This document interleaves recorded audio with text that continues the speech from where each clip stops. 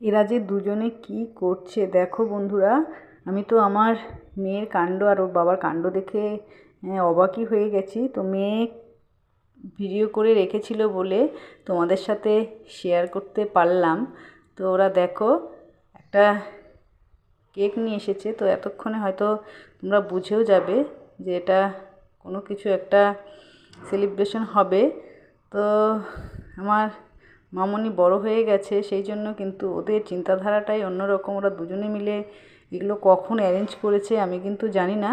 তো মেয়ে ক্যামেরাবন্দি করে রেখেছে, সেই জন্য আমি আমার বন্ধুদের সাথে শেয়ার করলাম।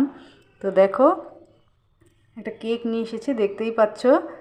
আর পুরোটা তোমরা দেখতে থাকো। ছোট্ট একটা ভিডিও, আশা করছি ভালো লাগবে। তো ছোট ছোট কিছু মুহূর্ত কিন্তু আমরা ক্যামেরাবন্দি করে রাখি এবং এগুলো স্মৃতি হয়ে রয়ে যাবে সেই ফেসবুকের পাতায়। তো এই দেখো ওরা দুজনে কখন থেকে এগুলো করেছে। আমি তো ওই ঘরে ছিলাম, আসলে ওর বাবা বাইরে বেরিয়েছিল। বেশিরভাগ সময় ওর বাবা এলে আমি গিয়ে গেটটা খুলে দিই। আজ মেয়ে গিয়েছে, আর ওরা হয়তো প্ল্যানটা আগের থেকেই করেছে। দেখো ওর মামাকেও কখন ডেকেছে। আসলে আমি তো ভেতরের রুমে ছিলাম, তো আমি ভাবছি যে ওরা হয়তো গল্প করছে, কিন্তু এদিকে যে এসব অ্যারেঞ্জ করেছে আমি কিন্তু।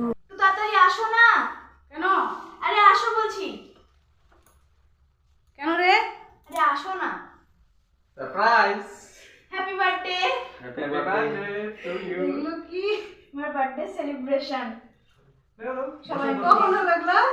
হয়েছে একটা সারপ্রাইজ। সারপ্রাইজ কে বলে করা হয়?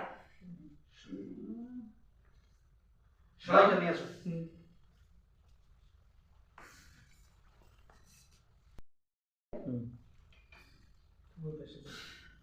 Happy birthday to you.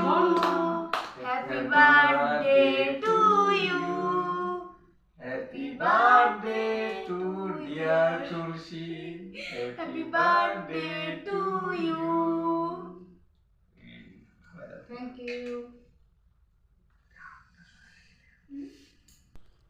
তো এই ছোট ছোট মুহূর্তগুলো কিন্তু খুবই আনন্দ দেয়। আমি তো ভীষণ খুশি হয়েছি এবং অবাক হয়ে গেছি। আমি জানতাম আগের থেকে আজকে আমার বার্থডে ছিল, কিন্তু এইভাবে ওরা সেলিব্রেট করবে, ওর মামাকে কখন ডেকেছে।